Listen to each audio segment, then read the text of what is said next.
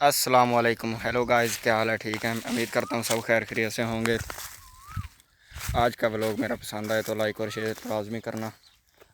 आज के व्लॉग में आपको दिखाना जा रहा हूँ मूंगी की फसल। दोस्तों, ये है हमारी मूंगी। माशाल्लाह फल बहुत अच्छा है और कटाई का वक्त आ गया है।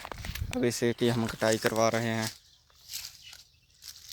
तो चलो देखते हैं क्या सूरत हाल है फल की। माशाल्लाह जी, देखने में तो फल बहुत अच्छा आ रहा है। अल्लाह पाक बरकत डाले। आज ही हमने मूंगी को कटवाना शुरू किया है और ये देखें इस तरीके से काट रहे हैं। और तो चलें गाइस, देखते हैं कैसा फल है मूंगी। तो ये देखो दोस्तों, देखने में तो बहुत अच्छी पैदावार लग रही है।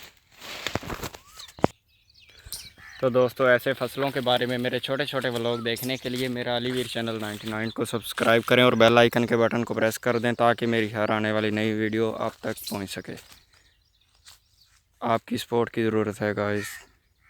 तो दोस्तों, ये आपको मूंगी का फल पसंद आए तो लाइक और शेयर लाजमी करना, वीडियो को कमेंट करना। तो ठीक है दोस्तों, इसी तरह आप मेरी हौसला अफजाई करते रहेंगे। एक प्यारा सा कमेंट करिएगा मेरे लिए और वीडियो को